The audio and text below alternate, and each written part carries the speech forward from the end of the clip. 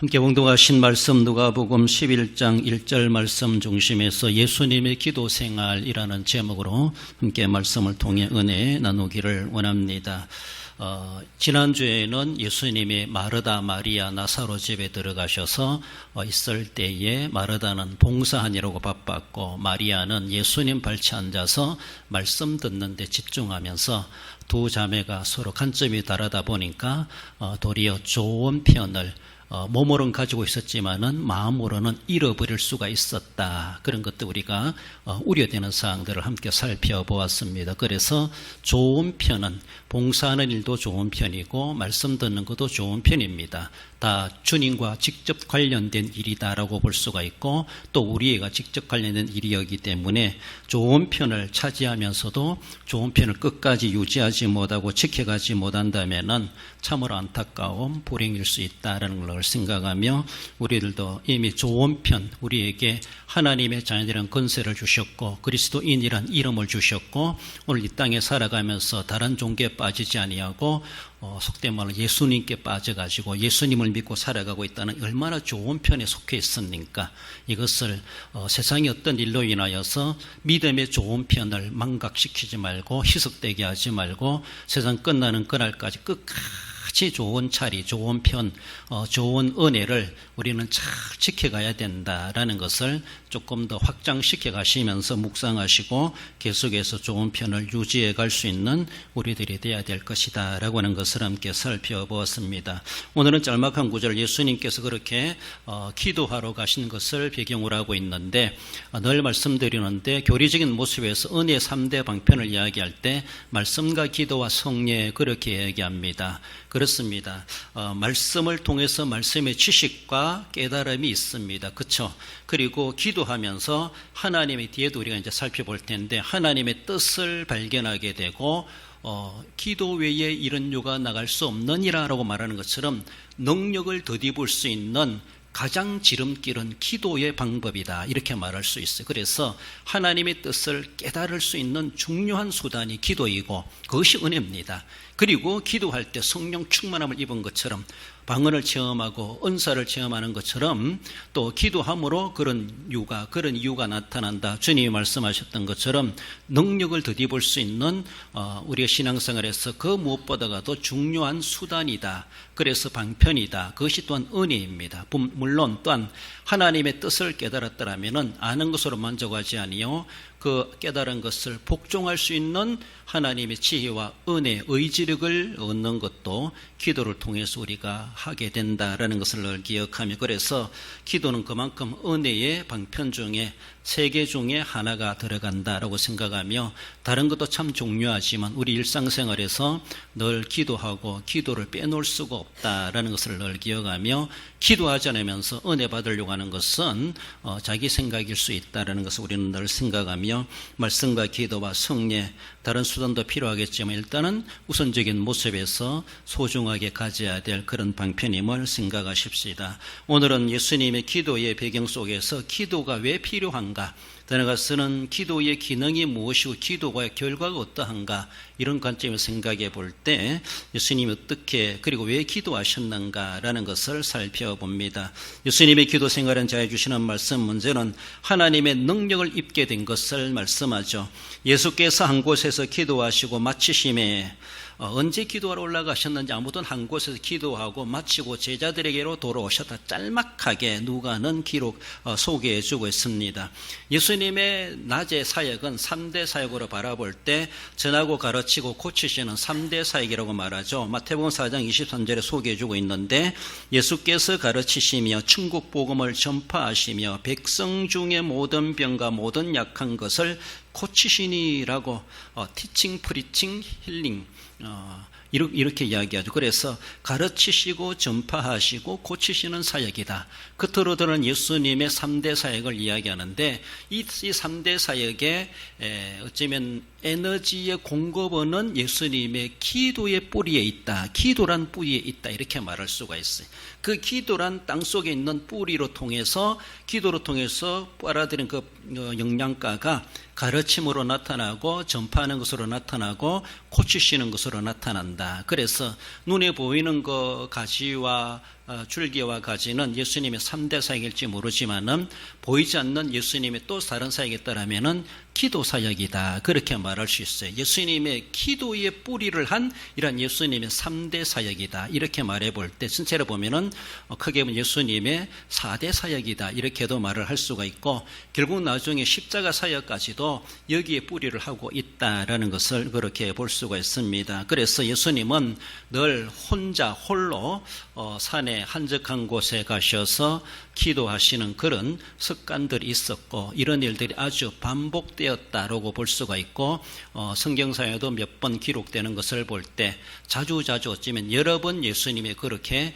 기도하신 것이 아닌가 그렇게 볼 수가 있습니다. 제자들도 사역 다 끝나고 나서 제자들 두고 나 기도하고 올게 너희들이 먼저 가 아니면 여기 기다려 하시든지 제자들을 떼놓고 예수님이 혼자 한적한 곳으로 산으로 가시든지 어쩌면 일반적으로 볼 때 어두운 밤길을 헤쳐 그래 산속에 가서 기도할 만큼 기도하시고 제자들이 있는 곳으로 돌아오게 되는 것 이것이 하나의 일상화되지 않았겠나 그렇게 볼 수가 있습니다. 제자들도 예수님이 기도하러 가신다는데 굳이 이상 얘기할 것도 없고 질문할 것도 없고 늘 그것이 일상적인 생활이다 보니까 제자들도 어련히 기도하러 가시겠지 또 기도 마치면 오시겠지 제자들도 이미 그렇게 이미 습관화되지 않았겠는가라고 볼 수가 있습니다. 그렇습니다. 일상적인 생활에서 예수님이 제자들 데리고 다니지 않고 기도할 때는 혼자 가셨던 것을 볼 수가 있고 마지막 이제 겟세마네 동산에 기도하러 가실 때는 제자들을 데리고 함께 가서 기도하자 그렇게 동행하게 하셨던 것을 볼 수가 있죠. 그들은 이제 3년 사역의 말기라고 볼 수가 있고 그동안에 기도의 본을 보이시고 기도를 가르치셨고 제자들도 이제 기도할 수 있을 것이다. 이미 그렇게 되지 않았겠나라고 볼 수가 있습니다. 그 한 번만이 아니겠지만 아무튼 오늘 본문에서는 예수님이 제자들은 따로 두고 혼자 그렇게 기도하고 돌아오시는 그런 내용을 보여주고 있습니다. 예수님도 혼자 가서 기도하시는 것이 익숙했고 제자들도 예수님이 기도하러 가신다니까 따라갈 필요도 없고 자기들끼리만 따로 무엇을 하고 있었는지 모르지만은 그것이 하나의 서로가 다 훈련된 그런 모습이 아닌가라고 볼 수가 있습니다. 그러나 나누어 볼 때 기도하는 사람이 있는가 하면은 기도 안 하는 사람이 있었다 이렇게 볼 수가 있죠. 물론 그 시간에 기도해야만 기도하는 것만이 아니겠지만은 한편은 예수님은 기도하러 가셨다라고 생각할 때 제자들은 남아서 뭐 했을까? 성경은 말해주고 있지 않지만 아무튼 예수님의 기도 시간을 가졌을 때 제자들은 기도 시간이 아니었지 않았겠는가 이런 모습에서 예수님과 제자가 뭔가 또 차별성이 차이가 있다라는 것을 볼 수가 있습니다.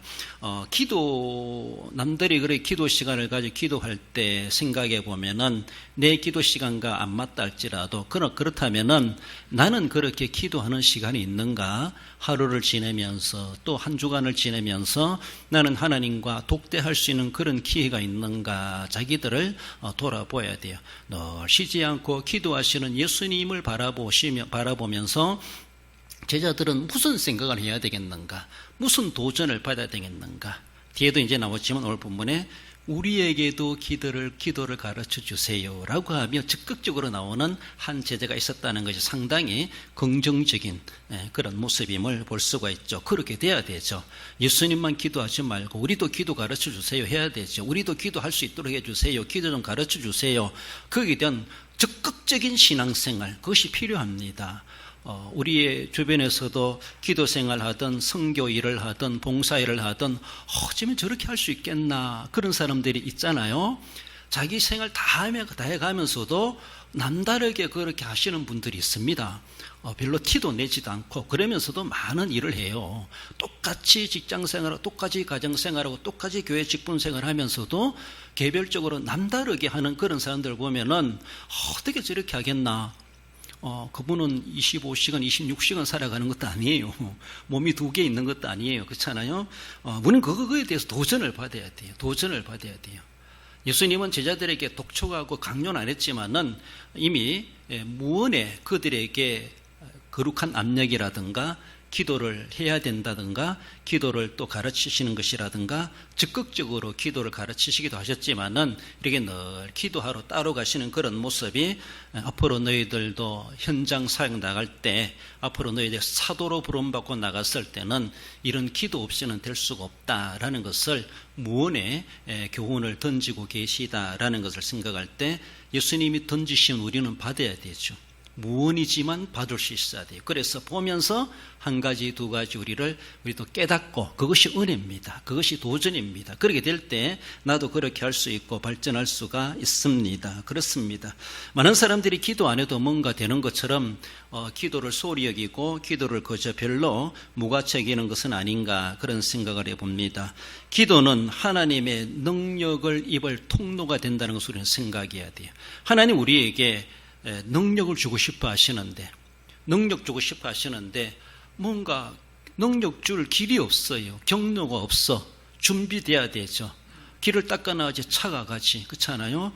아무튼 그것처럼 주님께서 우리에게 주고 싶어 하시는 것이 많아요. 엄청나요. 그래서 능력이라는 말로 말해볼 때 우리 주님께서 하나님 우리에게 능력을 주고 싶어 하시는데 능력을 받을 준비가 안 됐고 받으려고 생각도 안 하고 있다는 것이죠. 여러분들, 예수님은 하나님이시며 인간이십니다. 이 땅에 하나님이시며 인간의 몸을 입고 오셨는데 반은 하나님이고 반은 인간이고 그런 게 아니에요. 전체가 온전한 하나님이시고 온전한 인간으로 오셨어요. 그래서 100% 인간, 100% 하나님 그렇게 말씀하는데 예수님이 신성을 가지고 계시지만 세상에 계실 때 인간으로 살아가실 때는 신성을 발동시켜 가지고 뭔가 하신 것이 아니라 인성 자체를 우리와 똑같은 이런 고락을 나눌 수 있는 아프고 슬프고 피곤하고 이렇게 겪을 수 있는 우리가 또 공부하지 않으면은 잊어버릴 수밖에 없고 무지에 빠질 수 있고 열심히 공부해야 되고 그래서 예수님도 30년간 사생이 하시며 열심히 공부했고 토론하고 속된 말로 율법 달달 에어가면서 그렇게 수업하며 공부하며 자라나셨을 겁니다. 그런 모습 속에서 섭득한 실력이 있어요. 그러면서 또 이제 사역하시면서 기도하시면서 하나님의 능력을 덧입게 되죠. 그렇습니다. 그래서 예수님이 능력을 행사하실 때는 안전매개를 일으키고 소경은 눈을 뜨게 하는 것 예수님이시니까 하시지 아니라는 거예요. 예수님이 그 능력을 행하실 때 신적 능력을 가지고 행하신 것이 결코 아니라는 거예요. 실제적으로 볼 때는 그것은 성령의 능력을 입어서 하셨다. 똑같은 우리 인간인데 예수님의 인간적 능력도 아니고 신성의 능력도 아니고 이건 인간 예수님이신데 성령의 능력이 임재하시고 성령이 그를 통해서 행하셨다는 거예요. 나중에 베드로도 하지 않습니까? 사도들도 하지 않습니까? 그들은 무슨 입을 했어요? 신적 능력이 임한 것이 아니라 성령이 임한 거예요. 성령. 똑같은 우리의 성령 같은 인간이에요. 사도 바울도. 그럼에도 불구하고 그들은 초자연적인 일들을 벌여놨어요. 이렇게 했잖아요. 그것은 예수님이 하신 것처럼 예수님도 인간의 몸을 입고 살아갈 때 하나님이시니까 하나님의 능력을 행하지. 그렇게 생각하면은 그것이 아니에요. 예수님도 우리와 똑같은 인간이에요. 기도 안 하면은 틀릴 수가 있어요. 잘못할 수가 있어요. 죄질 수도 있겠죠. 그렇지만은 그것을 죄를 이기고 마귀를 이기고 성령으로 완전히 장악된 성령으로 완전히 성령에 취한 성령의 사람으로 완전히 무장된 가운데 무슨 일을 하실 때마다 모든 일이 막히지 않고 넉넉하게 능력 있게 행하셨다는 것이죠. 하나님 그러면서 그렇게 하시면서도 예수님은 단순한 인간이 아니라 하나님이시다라는 것을 암시하기도 하고 사람들에게 보여주시는 그런 사역도 없잖아 있기도 했습니다. 하지만은 일반적으로 예수님의 사역은 우리가 똑같은 인간인데 성령의 능력을 덧입어서 인간으로서 성령의 능력을 발휘한 것이라는 것이죠. 이해가 되는지 모르겠어요. 그러므로 이것은 그 능력을 언제 입었느냐? 기도하실 때 능력을 받았다는 것이죠. 그래서 기도는 하나님의 능력을 입을 수 있는 방편이요 수단이라는 것이죠. 기도 안 하고 능력자가 된다고 하는 것은 인간의 노력으로 뭔가 하려고 하는 것 똑같다라는 것입니다. 마태복음 12장 28절에 그러나 내가 하나님의 성령을 힘입어 귀신을 쫓아내는 것이면 하나님의 나라가 이미 너에게 임하였느니라. 무슨 말씀입니까? 내가 귀신을 쫓아내는 것은 신적 능력이 아니라 난 인간인데 성령이 내게 임하여서 성령의 힘을 입어서 귀신도 이긴다는 것이죠. 귀신도 이긴다는 것. 앞으로 제자들 너희들도 그렇게 할 것이다 이걸 말씀하십니다. 그걸 보여주시는 거예요. 예수님은 독특하게 신이시니까 하시는 것이 아니라 인간들도 할 수가 있다. 누가 임하면? 성령이 임하면. 그 성령이 임한다는 것은 가장 중요한 방편은 기도가 1순위다 이렇게 말을 할 수가 있습니다. 그래서 본문의 12장 28절에서도 예수님 성령의 힘을 입어서 사역하고 계시다는 한 면을 그렇게 보여주시는 거예요. 귀신을 쫓아내는 것도 예수님의 신적 능력이 아니라 똑같은 인간인데 성령의 힘을 입어가지고 귀신을 쫓아내는 것. 그래서 나중에 사도들도 그렇게 했던 것을 보고 성령의 힘을 필요로 하셨던 예수님이시다. 그래서 성령의 충만한 힘을 받기 위해서 늘 기도를 쉬지 않고 성령이 바닥나지 않도록 성령 충만하면 권능을 입어 이렇게 말하죠. 권능자가 되는 것입니다. 그러시면서 동일한 인간의 제자들에게도 기도할 때 이런 능력이 우리에게 임하게 되고 그 능력이 우리에게 역사되게 되고 그래서 내가 하는 것이 아니라 내 속에 성령께서 나를 통해서 하시는 거예요. 그러므로 내가 뭔가 했다고 해서 내가 했네, 내가 능력자네 이렇게 말할 사람 아무도 없습니다. 하나님의 영광을 가로채는 거예요. 그것은. 그러므로 말 한마디 못한 나 같은 것이지만은 내게도 성령이 임하였을 때 나를 그렇게 하나님은 능력자로 쓰신다는 겁니다. 이런 모습을 우리에게 예수님은 보여주시고 그렇게 능력을 더듬기 위해서는 기도하지 않으면 안 된다. 그래 하나님의 능력을 입기 위하여서 예수님의 기도가 필요했고 그러면은 그 능력이 임하여서 기도한 대로 기능을 발휘하게 되고 그런 결과를 나타나게 된다는 것을 말씀합니다. 그래서 마태복음 9장 29절에 말씀해 주는 것처럼 마가복음 9장이죠. 이러시되 기도 외에는 다른 것으로는 이런 종류가 나갈 수 없느니라 하시니라. 우리는 왜 간질병 들린 아이를 데리고 온 아버지의 사건 변화산상에 올라가셨을 때 내려오니까 제자들이 난처한 가운데 있는데 왜 우리는 안 됩니까? 물었을 때 기도밖에 없다. 한마디로 그렇죠. 기도하라. 기도의 기능과 기도의 능력이 이런 것이다. 기도하면은 이런 일도 행할 수가 있다. 이런 모습으로 마가복음 9장에서 그렇게 말씀해 주셨다라는 겁니다. 그러므로 예수님은 늘 기도하시는 것이죠. 십자가를 앞두고도 왜 기도하십니까? 내 힘으로는 인간의 힘으로는 십자가를 감당해낼 수 없고 마귀의 유혹을 이겨낼 수 없습니다. 그래서 십자가를 끝까지 성공적으로 죽기까지 복종하며 그것을 감당해냈던 것은 기도라는 시간이 있었고 기도에 투자한 것이 있어요. 그 기도로 말미암아 힘을 얻었어요. 성령이 임하여서 천사가 내려와 돕더라 이렇게 말하는 것처럼 성령이 강건적으로 역사하셔서 어떤 고난이 육체적인 물리적인 고난이 주어진다, 핍박과 아픔이 주어진다 할지라도 거기에 배신하지 아니하고 그리고 말로도 그렇게 배신하지 아니하고 몸으로도 감당해내고 이겨내게 되고 승리의 비결이 바로 승리를 거두셨지만 그 승리의 저면에는 이미 기도라는 깊은 기도의 뿌리가 있었다라는 겁니다. 그러므로 예수님의 십자가의 승리도 우리를 구속하시기 위해서 십자가 지시고 구속하시기 승리 완전히 이루신 것은 예수님이 십자가를 두고 기도하지 않으셨다라면은 십자가로 성공하실 수 있겠는가? 지금까지 3년간 사역적이 성공적이라 할지라도 마지막 십자가 실패된다라면은 무슨 소용이 있겠습니까? 그래서 사역 시작할 때부터 금식기도 시작했다라고 말하는 것처럼 끝날 때까지 늘 예수님은 하나님의 능력을 더듬기 위해서 내 힘으로는 어떤 고난이나 시험과 위험과 위협도 이겨낼 수 없기 때문에 능력을 항상 충만하게 유지하기 위해서 늘 기도하실 수밖에 없으셨고 그 기도의 필요성을 느끼셨습니다. 예수님도 기도가 그렇게 필요했다면 우리는 얼마나 더 필요하고 예수님도 밤새도록 기도하셨다면 우리는 두 밤새기라도 해야 되지 않겠는가 그런 생각을 해봅니다. 하나님께서는 구하여 받으라고 하셨고 기도하는 자에게는 필요로 하는 모든 것을 공급해 주시는 우리 하나님이십니다. 그래서 미혹 많고 죄가 많고 마귀가 판친 오늘의 세상 가운데서 우리가 기도함으로 능력 입지 않으면은 유혹과 시험과 마귀를 이겨낼 수가 없고 더 나아가서는 내 성질도 이겨낼 수 없고 내 자존심도 이겨낼 수가 없습니다. 나를 복종시키고 나를 이기고 상대방이 나에게 어떤 소리를 하든 어떤 물리적인 힘을 가하든 거기에 내가 좌절하지 아니하고 내가 믿음으로 이겨내고 버텨낼 수 있다고 하는 것은 기도한 사람에게는 그런 능력이 임재하고 있기 때문에 내 힘으로 이겨내는 것이 아니라 하나님의 능력으로, 성령의 능력으로 이기게 하신다라는 것이죠. 그래서 믿음에 승리하는 삶이 될 수 있다는 것을 분명히 그렇게 말씀하십니다. 예수님의 전체적인 사역뿐만 아니라 십자가의 사역, 그 모든 것들이 정말로 다 기도의 배경으로, 기도의 능력을 힘입어 이겨내시고 감당해내셨다라는 것이죠. 그래서 죽은 자 가운데서 부활케 하신 하나님의 놀라우신 역사로 부활의 승리자까지도 되셨던 것을 봅니다. 능력을 잊기 위해서 기도하신 주님이심 우리가 일단 생각해 봅니다. 나아가서는 하나님의 뜻을 복종하기 위해서 기도하셨다라고 말할 수가 있습니다. 제자 중 하나가 여짜오되 주여, 요한이 자기 제자들에게 기도를 가르친 것과 같이 우리에게도 가르쳐 주옵소서.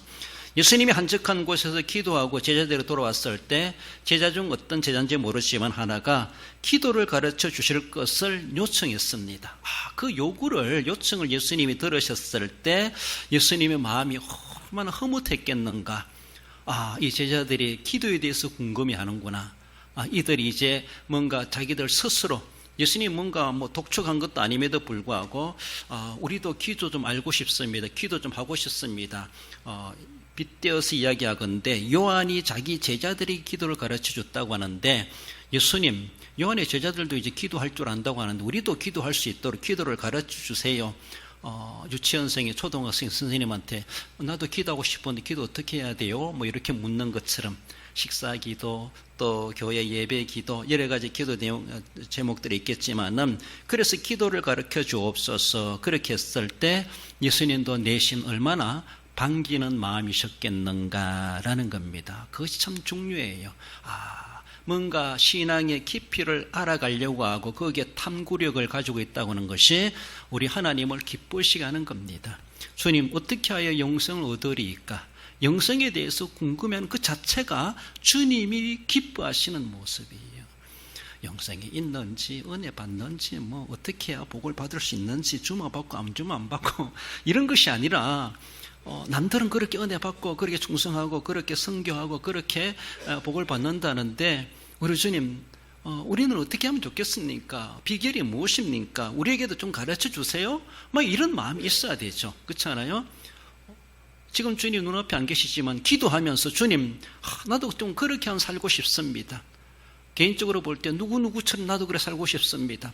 저 사람처럼 나 부러워만 할 것이 아니라 나도 남들이 나를 부러워할도록 난 그렇게 은혜 받고 은혜로운 삶을 살고 싶습니다. 이렇게 은혜를 추구해가고 예수님한테 기도 좀 가르쳐 주세요. 기도 좀 가르쳐 주세요. 라고 애원하듯이 제자가 요청하는 것처럼 우리 주님이 우리의 입술에서, 우리의 마음에서 그런 질문, 그런 요구가 있기를 주님은 내심 기다릴 겁니다. 그렇지 않아요? 아장아장 걷는 애가, 그리고 말 이제 아빠 엄마 배운 애가 엄마한테 뭔가 대뜸없는 어떤 요구를 했을 때, 큰아 같으면 안 주지만은 어린 애기 같으면 이런 말도 할 줄 아냐 하면서 얼마나 반갑겠어요. 그렇잖아요? 그런 말도 구사할 줄 아는 거 볼 때 기특해서라도 막 더 줄 겁니다. 그것처럼 주님께서도 우리를 향하여서 뭔가 이제는 이쯤 되면은 이런 것도 말할 줄 알아야 되지, 이쯤 되면 이런 기도도 할 줄 알아야 되지, 이쯤 되면은 이 정도 일은 할 수 있어야 되지, 아마 주님은 그렇게 기대하실 수가 있어요. 말을 한다 할지라도 기도 내용이든 말씀의 내용이든 어떤 내용이든 이제는 그런 말도 할 수 있어야 되겠지 않느냐, 우리 주님이 요구하실 수도 있습니다. 그러면은 한 제자가 예수님께 우리에게도 가르쳐 주옵소서 했을 때 예수님은 상당히 마음이 흐뭇했을 겁니다. 그래서 뒤에 이제 주기도문을 가르치시는 그런 내용들이 나오는데, 그렇습니다. 예수님이 기도하시는 분을 보이노니까 제자들도 기도라는 것이 무엇이지? 더 나아가서는 요한도 자기들의 제자들이 기도를 가르쳐줬다는데 기도가 필요한가? 기도에 대해서 눈을 뜨게 되고 기도의 깊이와 기도의 강폭에 대해서 그들도 이제 관심을 갖게 되면 얼마나 귀한지 몰라요. 기도를 한다는 것은 하나님의 능력을 덧입는 것뿐만 아니라 하나님의 뜻을 깨달을 수 있는 수단이다, 이렇게 말할 수가 있어요. 하나님의 뜻을 우리 깨닫는 것이 은혜입니다. 우리가 하면서도 이렇게 해야 되나 저렇게 해야 되나 분간이 안 될 때가 있어요. 하나님 이것이 뜻이다 라고 딱 뭔가 보여주면은 그냥 그쪽으로 무조건 순종하고 하겠는데 이것이 옳은지 저것이 옳은지 이렇게 하나님이 원하신 것인지 이것이 하나님이 원하신 것인지 다 똑같은 것 같고 어떻게 해야 되는지 몰라가지고 갈림길에 서가지고 이리도 저리도 못하고 못 가는 것처럼 우리는 결국은 제자리에 서 있는 것처럼 시간 지나가도. 그러니까 기도가 필요하다. 하나님 어디로 가야 할까요? 기도해 봐야 되죠. 그러니까 내 생각 내 입장보다가도 하나님의 지혜, 하나님의 뜻을 내가 깨닫길 원합니다. 내 뜻을 다 내려놓고 입장 내려놓고 하나님이 좌우간에 한 가지 딱 감동 주시면 나는 무조건 그렇게 해보겠습니다. 그런 마음 가지고 하나님 내게 분명하게 보여주시옵소서. 오른쪽으로 가리까 왼쪽으로 가리까 앞으로 가리까 뒤로 가리까 어떻게 해야 되겠습니까? 하나님 앞에 묻는 거죠. 하나님 앞에 물어야 되죠. 구약의 왕들이 이 땅에 하나님이 계시거늘 어디 가서 묻느냐 이런 말들이 있어요. 하나님께 물어야 되지. 궁금한 거 있으면은 이 우상들에 가서 묻지 말고 이 땅에 이스라엘에 하나님이 계신데, 그렇죠? 우리에겐 하나님이 있습니다. 하나님께 물어야 돼요. 해박한 사람도 있어요. 거기에 뛰어난 전공자도 있어요. 그러나 하나님께 기도하는 것이 우리 가장 최우선의 방법이 아니겠나라고 볼 수가 있어요. 그러면서 하나님의 뜻이 무엇일까? 분명하게 원하는 자에게 하나님은 깊은 감동을 주시고 확신을 주시고 그렇게 할 수 있도록 하나님의 뜻을 깨닫게 하신다. 이것이 그것 때문을 위해서라도 기도가 필요하다. 하나님의 뜻을 깨닫게 하시는 수단 방편이 기도라고 할 수 있다라는 것이죠. 그래서 말씀을 보면서도 깨닫겠지만은 또 상담을 하면서도 깨닫겠지만은 개인적으로 깊이 그 문제를 두고 기도했을 때 하나님이 분별하게 하시고 하나님의 뜻에 감동이 되고 그쪽으로 마음이 기울어지게 하고 그렇게 하도록 인도해 가시는 우리 하나님이시다라는 겁니다. 더 나아가서는 여러분들 하나님의 뜻을 깨닫는 것으로 만족하지 말고 조금 더 한 걸음 나아간다라면은 하나님의 뜻이 그렇다면 내가 그것을 거기에 복종할 수 있는 의지력을 주시옵소서. 그러한 환경도 하나님 조건도 조성해 주시옵소서. 기도할 필요가 있어요. 하나님의 뜻은 뜻인데 딱 막상 하려고 보니까 딱 절벽같이 부닥치는 것이 있고 해결할 수 없는 그런 문제들도 일어날 수가 있습니다. 뜻은 뜻인데 실제적으로 행동이 일어나지 않는다면 아는 것으로 끝나면 무슨 소용이 있습니까? 그렇잖아요. 순종해야 돼. 순종. 행함 있는 믿음이 되어야 되는데 감동받고 끝나면 안 된다는 것이죠. 은혜는 감동으로 끝나면 절반밖에 안 되는 거예요. 그런 실제적인 열매는 행동으로 나타나는 거예요. 행동으로. 그 행함으로 열매를 맺는 것인데, 그래서 하나님 뜻을 마음으로 깨달았다라면은 복종할 수 있는 의지력을 달라고 기도할 필요가 있어요. 하나님, 내가 하나님의 뜻을 깨달았으니까 이제는 딴 데 눈 돌리지 말고 여기에 내가 절대 복종할 수 있도록 하나님 나를 지켜주시고 인도해 주시고 복종 끝날 때까지 나를 책임져 주시옵소서. 그래서 다른 데 귀 기울이지 말고 주님을 바라볼 수 있는 그런 우리의 자세가 필요합니다. 자꾸만이 기도하지 않고 제 소견대로 뭔가 하려고 하니까 하나님의 뜻과 빗나가는 그런, 그리고 또 결과가 되어버리고 결국은 유익하지 못하고 실패와 낭패를 보게 되는 일들이 흔하게 일어나고 있다라는 것이죠. 올바른 신앙생활은 하나님의 뜻을 따르는 것이다 라고 말할 수 있어요. 올바른 신앙생활은 하나님의 뜻을 따르는 생활이 올바른 신앙생활입니다. 그렇습니다. 그 뜻대로 살아가는 것이 바로 그렇게 하기 위해서 기도가 필요하고 기도해야 되고, 예수님도 인간의 몸을 입고 세상적 도전을 받고 있는데 예수님도 기도가 소홀히하고 기도하지 않으면은 계속 제 소견대로 하려고 하고 사람들의 귀를 기울이게 되고 사람들의 여러 가지 말에 현혹되어지고 거기에 어쩌면은 믿음을 지켜가지 못하고 인내하지 못하고 어쩌면은 잘못된 모습이 될 수도 있지 않았겠는가. 그렇게 빠지지 않기 위해서라도 예수님은 늘 기도하셔야만 하셨지 않았겠는가 라고 하는 것을 볼 수가 있습니다. 그래서 제자들에게도 시험에 들지 않게 깨어있어 기도하라. 기도하지 않으면 시험에 들게 되어져 있고 우리는 이겨낼 수가 없다라는 겁니다. 기도하게 되면요 용기가 생겨나고 담력이 생겨나고 또 기도하게 되면요 이제는 내 책임이 아니다, 하나님 책임이다, 이런 또 배포도 커져요. 난 기도했으니까, 그래도 할 것 했으니까 하나님 앞에 좀 떳떳한 자신감도 생깁니다. 그렇잖아요. 기도를 하나님 앞에 내가 던져놨어요. 그러면 내 손에 떠난 거 이제는 우리 주님이 가부관이 알아서 하시겠지. 그래서 거기에 대해서 우리는 책임감에 억누를 필요가 없다고 볼 수가 있어요. 기도하니까 그만큼 마음도 잘 되든 못 되든 결과가 어떻든지 간에 마음은 편해요. 우리 영혼은 편합니다. 그러나 기도하지 않고 잘 돼봐도 부끄러워요. 기도하지 않고 또 안 됐으면 또 엄청난 죄책감을 갖고 억눌림에 빠져들어가요. 그러나 기도해놓고 안 됐어. 그래도 마음이 불안하지 않아요. 그렇지 않아요?